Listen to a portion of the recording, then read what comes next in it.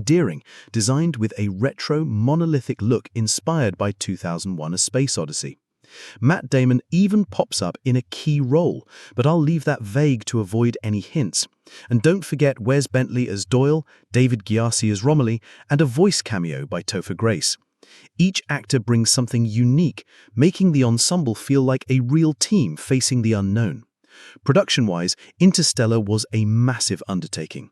Filming began in August 2013 and wrapped in March 2014, spanning locations from Alberta, Canada for the dusty farmlands to Iceland's Vatnajökull Glacier standing in for Alien Worlds, and even Los Angeles sound stages for interior sets.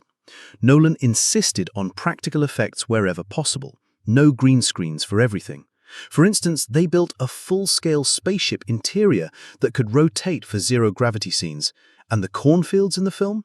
They actually planted 500 acres of corn in Alberta, which was harvested and sold after filming, turning a profit. The budget was around $165 million, with Warner Brothers and Paramount Pictures co-financing.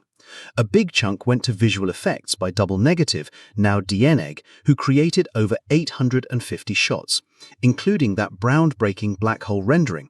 They used equations from Kip Thorne to simulate light bending around the singularity, rendering frames that took up to 100 hours each on supercomputers. The result? Images so realistic that they influenced real astrophysics research. Cinematography is another highlight, handled by Hoyte Hoytamer, who shot on 35mm and 70mm IMAX film for those jaw-dropping space vistas. Hoytamer, who'd later work on Nolan's Tenet and Oppenheimer, captured the vastness of space and the intimacy of human moments with equal mastery. The film's aspect ratio shifts between standard and IMAX, immersing you in the action. Sound design by Richard King, a four-time Oscar winner, creates an auditory experience that's as powerful as the visuals. Think rumbling engines, eerie silence in space, and the tick-tock of time slipping away. And oh, the music. Hans Zimmer composed the score, marking his 6th collaboration with Nolan. Zimmer, the genius behind Inception's booming horns and Gladiator's epic swells, was given a unique challenge. Nolan sent him a one-page letter about a father-daughter relationship, and Zimmer responded with a tender organ piece that became the film's emotional core. The soundtrack features a massive pipe organ from London's Temple Church, blended with synthesizers, strings, and choir for a sound that's both futuristic and timeless. Tracks like Cornfield Chase, Mountains, and No Time for Caution, with its famous docking sequence organ riff, will stick with you long after the film.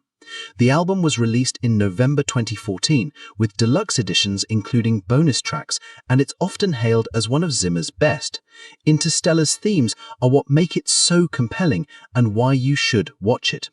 It explores love, survival, exploration, and the human spirit's resilience. Nolan draws inspiration from classics like 2001: A Space Odyssey, Star Wars, and even Treasure Island, but infuses it with modern concerns like climate change and resource depletion. The film doesn't preach, it shows the stakes through personal stories. Scientifically, it's grounded. Thorne's book The Science of Interstellar explains concepts like the O'Neill cylinder